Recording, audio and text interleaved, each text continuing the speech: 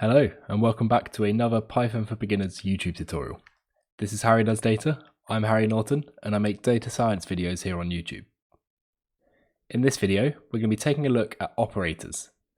Operators are used to perform operations on variables and values, and the easiest of the operators to understand is the basic arithmetic or mathematical operators, and how they operate on our numeric data types such as integers and floats. So, to start with, we're going to assign integer values to two variables. We're going to call these variables foo and bar. Just as a side note, foo and bar are just two placeholder variable names that are often used when illustrating programming concepts. So let's have foo equal to 100 and bar as equal to 5. The four basic arithmetic operators are addition, subtraction, multiplication, and division. So let's assign a third variable as result, and we'll have that as equal to foo plus bar, and then we'll print result. So now if we run this by pressing F5, you'll see that that returns 105, 100 plus 5. So what's happened here is we've assigned foo with the value of 100, bar with the value of 5, done foo plus bar and assigned that to the result, and then printed the result. And if we want to see how the other operators act, we can simply change this to a minus and run it again. And obviously that comes out as 95. We could do multiplication using the star, and obviously that comes out as 500. And division using the /, and that comes out as 20. Now something to note here, this has come out as a float data type. And so whenever you do division, even if you are dividing and it equals a whole number, it will be returned as a float data type. So that's just something to remember. There are some other arithmetic operators. So let's change our variables up here to be equal to 11 and 5. And the first of these is integer division. So integer division will simply round the division to the nearest whole number and return the result as an integer data type. So let's leave normal division and call the variable that we assign that to as div result. And then let's have another variable as int div result. And we'll assign that as foo integer division bar. And so this is the operator for integer division. It's the double /. And now if we print div result,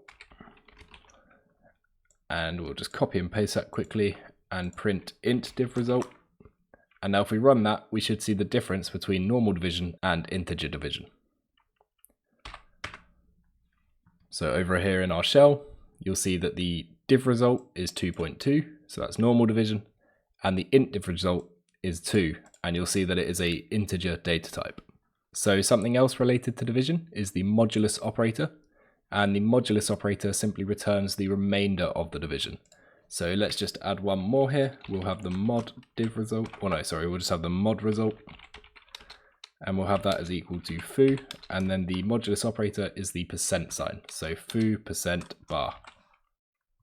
And then we'll just have one more print statement in our file as mod result, and if we run that, then you'll see that the mod result is 1, because 11 divided by 5 is equal to 2, remainder 1. So let's just go back to having one result, and I'll show you one of the final operators, and that is the exponential operator.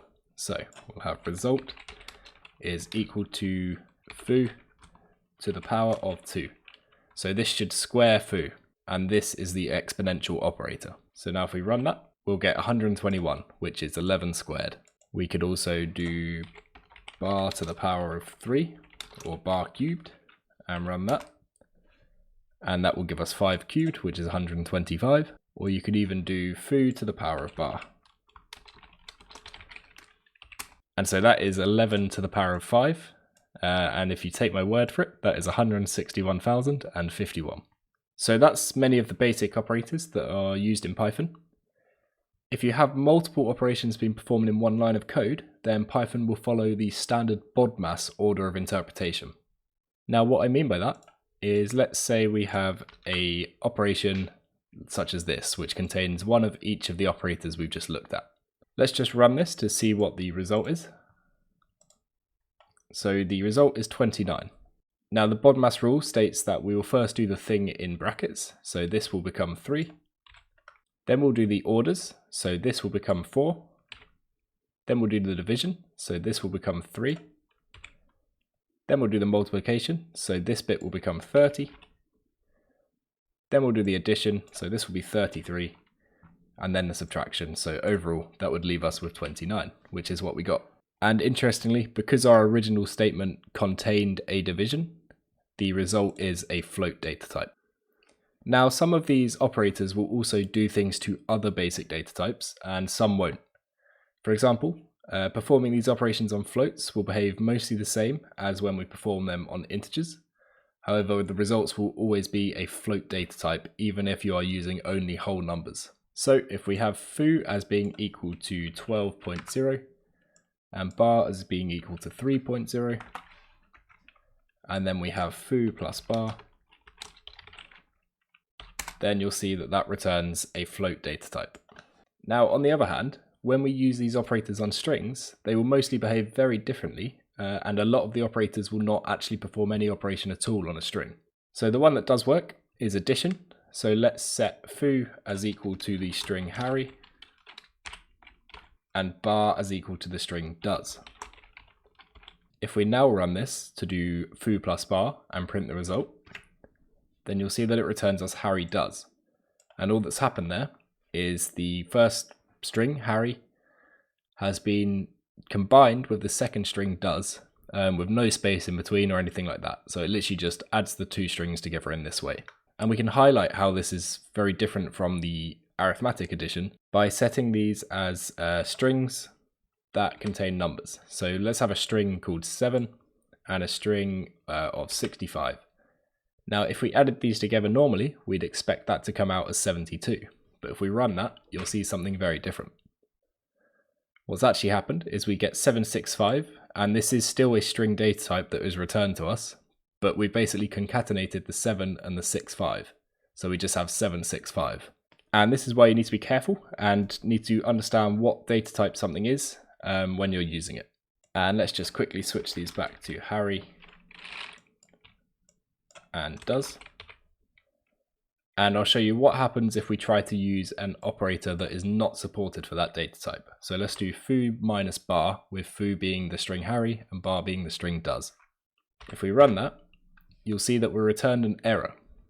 And this error basically says unsupported operand type for string and string.